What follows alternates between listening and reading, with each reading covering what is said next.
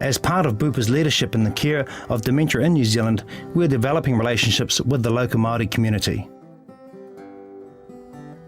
This two-way partnership is improving residential care for Māori, as well as supporting whānau on this journey.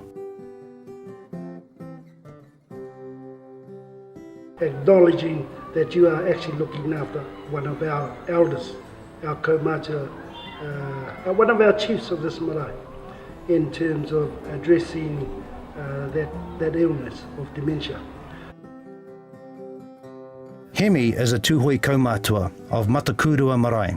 His dementia journey has led Hemi and his whānau to Bupa's Hayman care home, an unconventional move and one that has inspired the whānau to reach out to help other Māori in their situation. And it'd be good to be able to promote dementia and put it out there so that it's not what we say a taniwha. It's not hidden. It's not put in the cupboard. In terms of dementia, I would say to our Māori families,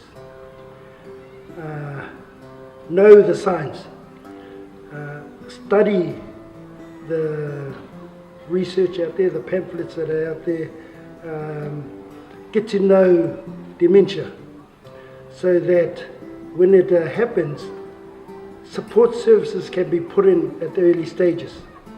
Because with those support services being put in at the early stages, it could well enhance their life longer.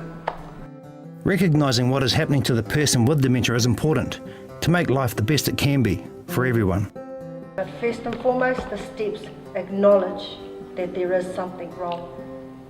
Don't let the aggressions, the arguments, the getting lost, the accidents, don't let that become just normal. That's okay to behave like that, because it's not normal. It took me ages to think, and until we went to this Te Wanga Kaumātua Kuia program, that I realised, yes, he is what they said he has. I think it was about 2006. It took me 4 years to really click, to think, yes, there is. It took me ages I mean, people were saying he was strange, and I'd say, oh, no, he's just putting on, he's just hoa, he's sick of people questioning and feeling sorry for him because they'd say there was something wrong, and I'd say, no, there isn't. But, and this is what it was. I myself was trying to go into denial that he had it. People had noticed it, and I perhaps was trying not to admit that there was something. Each person will have their own unique experience with dementia, and the symptoms will vary. Hemi describes his experience of memory loss and no longer driving. I can remember quite a few things, not way back. I can remember going back to my days when I was brought up by my grandmother, when my mum and dad died, and my grandmother and grandfather brought us up from when we were 8 right all the way through. I knew all that right up to the time I finished training college to become a teacher. I remember all that, and yet, like over here, in a week's time I'll forget whether I had come here or not, and I don't know why is that. That's the thing that amazes me. So when they said, no, your license is taken off, so I said, that's all right. Living with dementia can become stressful for the person affected and also their whānau. Doesn't have to think about bills, doesn't have to think about crashing, accidents, doesn't have to worry about forgetting his medication, doesn't have to worry about being lost or getting on a bus and going through Auckland and not knowing where he is. Well, he used to go down the road and talk to people, and I'd call him back because I didn't want him talking to people and not knowing who they are, and then we'd lock the gate, and then he'd try and open the gate and go, and then at home I'd be doing things, and all of a sudden he's behind me and he's giving me a fright. Well, I thought I was all right till I started leaving the stove on. And it's never easy to identify when a person and their whānau might have a better quality of life in a rest home or a dementia care home. The hardest thing too is it tears whānau apart, especially. Yeah. I don't know if that happens in all cultures, but I'm looked upon by some of my whānau as, oh, she put her father in a rest home. You don't do that sort of thing. We're Māori. Where I seen on the other side, it's the best thing that I could do for my papa. What I'm experiencing now is my papa is so well. He's more well, being in a rest home, being in supportive care. He's still able to do things that, you know, he does. Whether it's shelling mussels or scaling fish. But it was definitely an area that Māori don't know well. At Hayman, we believe in partnership, creating an environment that's the best it can be for everyone. Over the last 3 years, a number of Maori residents have come to live here. We've noticed that it's really hard for families making that transition. One of the things we have looked hard at is around the treaty and that genuine partnership.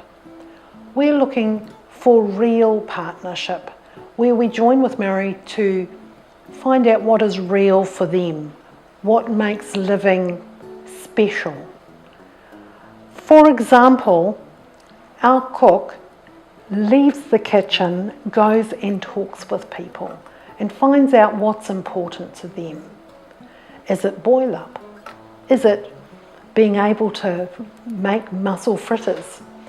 Is it being able to go fishing with our activities staff?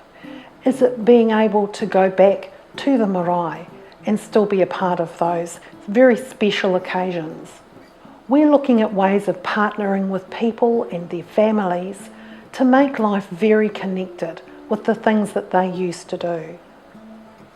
We can come and go whenever we want. When I'm tired, I go to the rest home and I sleep in my papa's room. On my bed because nobody can find me there. And that gives me some space for my well-being, that he's sitting in his chair, we've got the TV on watching kapahaka, and then off to sleep I go. So, and they've made it like, it's your home too.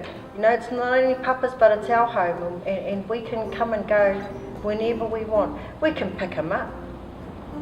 But it's just allowed for me, his main carer, before the rest home, it's allowed me some breathing space. It's allowed me to be well in myself, to get on with my full-time job that sometimes can be 12 or 14 hours long. It's allowed me to know that my papa is well and that he's been looked after. And then he still gets the opportunity and the beauty of being with his whānau, coming to the marae, coming home with me and watching Te Matatini on TV and the Warriors. Yeah, the Warriors, watch them. Oh, the Matatini, that's a kapahaka they've got, and there's So he can still come, you know, in and out. We pick him up and knowing that when I'm at work, he's safe. Hemi's journey shows us another way forward, a way that keeps a person with dementia safe and happy and honours what is important to each person and their whānau. Pupa, tia kina ngā āhuatanga o rātou mā e ora tonu ana.